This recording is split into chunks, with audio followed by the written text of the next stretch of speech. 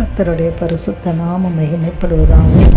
உயிர்த்தெழுந்து வல்லமுள்ள இயேசு கிறிஸ்துவின் நாமத்தினால இந்த கால பொழுதில் உங்களை சந்திப்பதை குறித்து நான் மிகுந்த மகிழ்ச்சி அடைகிறேன். அன்பான தேவ ஜனங்களே, இந்த நாளிலே கர்த்தர் நமக்கு கொடுத்திருக்கிற இறை வார்த்தையானது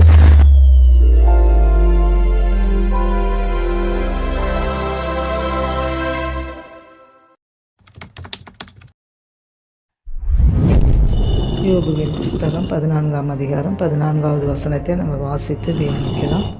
மனுஷன் செத்த பின் பிழைப்பானோ?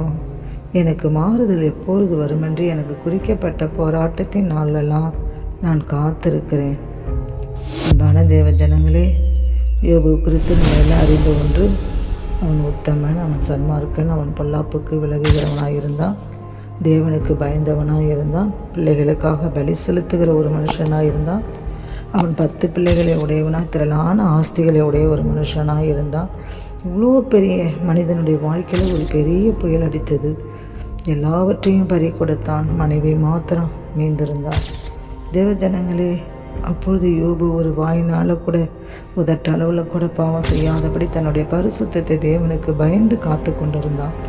அவன் சொல்லுகிறான், மனுஷன் செத்த பின் பிழைப்பானோ? நான் செத்துட்டேன்னா என்ன ஆகும் ஆண்டவரே? எனக்கு எப்போது மாறுதல் வரும் என்று அவன் குறிக்கப்பட்ட போராட்டமான நாட்கள் எல்லாம் அவன் காத்து கொண்டிருக்கிறான். தேவ ஜனங்களே, இந்த நாட்களில் கூட நம்ம செத்து போயிட்டோம் என்று சொல்லிட்டோம்னா, மறிச்சிட்டோன்னு நம்ம போயிட்டோம்னா கர்த்தருடைய ஆசீர்வாதத்தை நம்மளால் பார்க்க முடியாது. என் தேவன் வல்லமையுள்ளவர், எனக்கு 2 மடங்கு ஆசீர்வதித்தார், போராட்டத்தில் விடுதலை கொடுத்தார், வியாதியில் எனக்கு சுகத்தை கொடுத்தார் என்று நம்மளால் சொல்ல முடியாது அல்லவா? அதனால தான் யோபு சொல்லுகிறார், நான் மறிச்சிட்டேன்னா உங்களுடைய அன்பு குறித்து எப்படி மற்றவங்களுக்கு தெரியும்? மற்றவங்களுக்கு நான் எப்படி சொல்ல முடியும்?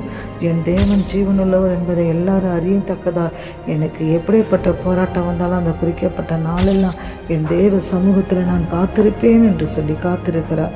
தேவ ஜனங்களே, உங்களுக்கு வாழ்க்கையில் கூட புயல் அடிக்கலாம், வீட்டில் சமாதானம் இல்லாமல் இருக்கலாம், மனைவி பிள்ளைகள் ரட்சிக்கப்படாமல் இருக்கலாம், உபத்திரங்கள் உங்களை சூழ்ந்து கொண்டு இருக்கலாம், எவ்வளோதான் செங்கடலை போன்ற பிரச்சனைகள் உங்களிடத்தில் சீறி கொண்டு வந்தாலும் நீங்கள் கவலைப்படாதீங்க. குறிக்கப்பட்ட போராட்டமான நாட்களெல்லாம் யோபு காத்து கொண்டு இருந்தான்.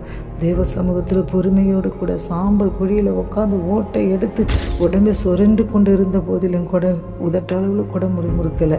இந்த போராட்டம் எவ்வளவு நாள் இருக்குது, நான் காத்து கொண்டு இருக்கிற ஆண்டவரே என்று சொல்லி அவன் காத்து கொண்டு இருந்தான். மாறுதல் எப்பொழுது வரும் என்று உங்கள் வாழ்க்கையிலே நீங்கள் காத்து கொண்டிருங்க. எப்பொழுது என் மனைவி ரட்சிக்கப்படுவார், எப்போது என் கணவர் ரட்சிக்கப்படுவார், எப்போது என் பிள்ளைகள் மாறும், எப்போது என் பிள்ளையோட வாழ்க்கையில் ஒரு பெரிய எழுப்புதல் உண்டாகும், எப்போது என் பிள்ளைக்கு ஒரு நல்ல வேலை கிடைக்கும், எப்போது என் குடும்பத்தில் ஒரு ஆசீர்வாதத்தை கொடுப்பீங்க, ஊழிய பாதையில் எப்பொழுது அற்புதம் நடக்கும். தேவ ஜனங்களை எல்லாவற்றுக்கும் ஒரு முடிவு உண்டு.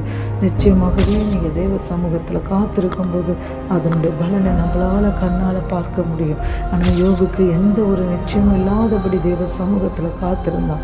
வாழ்க்கை ஜீவன் பிழைக்குமா அவனுக்கு தெரியல. அதனால தான் அவன் சொல்லுகிறான், ஜீவன் போயிட்டு விட்டுனா நான் மறித்த பின்னு பிழைக்க போகிறனோ?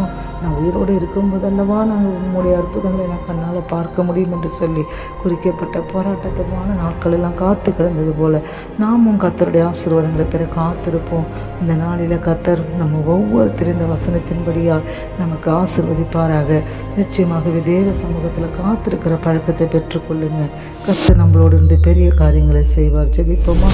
கர்த்தாவே துதிக்கிறோமப்பா, இந்த கால வேளையில் கூட இந்த வசனத்தை கேட்குற ஒவ்வொரு பிள்ளைகளுடைய வாழ்க்கையிலையும் நீங்கள் அற்புதங்களை செய்யுங்க, ஆசீர்வதிங்க ஐயா. அப்பா, நீங்களே கூட இருந்து நடத்துங்க. இயேசு நாமத்தில் ஜெபிக்கிறோம் பிதாவே.